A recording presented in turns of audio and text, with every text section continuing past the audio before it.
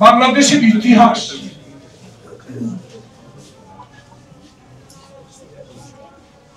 যদি সত্যি হয় তাহলে শহীদ জিয়ার স্বাধীনতার ঘোষণা যা ইতিহাসে লিপিবদ্ধ আছে তাও সত্য।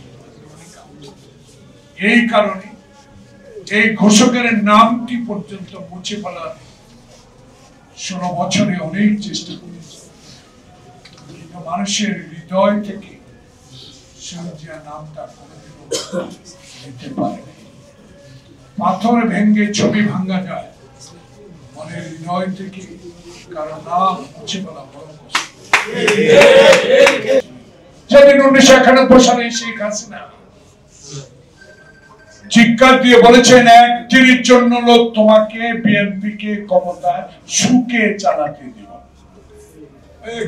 এই কথাটা বলা, এই চেষ্টা করেছে, ষড়যন্ত্র করেছে, লগি বইটা দিয়ে মানুষ মেরেছে, ইসলামী পাঠাগারে গিয়ে ইসলামিক বইতে আগুন দিয়েছে, জুতা পরে মসজিদে ঢুকেছে, ইতিহাস সৃষ্টি করে সেদিন ওই যে একই কথা বলেছে সুখে সরকার ক্ষমতা হস্তান্তর করতে দেব না, চেষ্টা করেছি আমরা। সেদিন লগি বইটা দিয়ে যারা মানুষ মেরে মানুষের উপর লাফিয়ে আনন্দ করেছে, সেই নেত্রী বেগম জিয়াকে কারাগারে নিয়ে অসত্য বানোয়াট একটি মিথ্যা মামলায় 5টি বছর তার জীবন থেকে শেষ হয়েছে।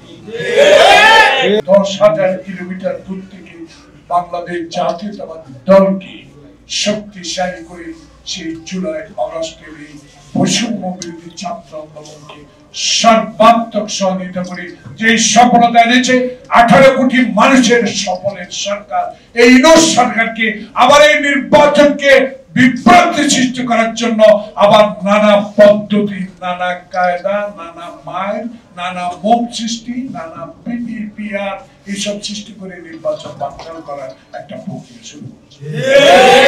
তাই আমরা বাংলাদেশ জাতীয়তাবাদী দলের সকল পর্যায়ের নেতাকে আহ্বান জানাবো, ষড়যন্ত্র এখনো শেষ হয়নি, এখনো দিল্লিতে বসে আছে।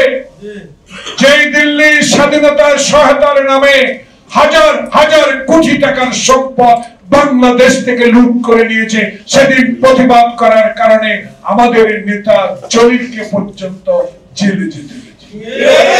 আমরা চাই নির্বাচন দেন, সেই নির্বাচনে জনগণ আমার ভোট আমি দিব, দিনের ভোট দিনে দিব, যাকে ইচ্ছা তাকে দিব, সেই নির্বাচনে অংশগ্রহণ করেন। আজকে দেখলাম যে জনগণ যদি না চায় পিয়ার আল্লাহ পবিত্র জুমার দিন আল্লাহ কবুল। দয়া করে আস্তে আস্তে রাজনৈতিক কৌশল পরিবর্তন করেন, জনগণের কাছে ক্ষমা চান, অতীতের ইতিহাসে দোষ ত্রুটি থাকলে ক্ষমা চেয়ে আসেন।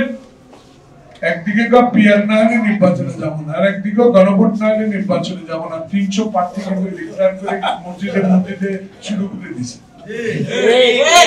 ঘরে ঘরে শুরু করে দিছে, বেহেশতে নিয়ে যাবো যদি দাঁড়িয়ে বাজারে ভোট। এটা আমার কথা না, জনগণের।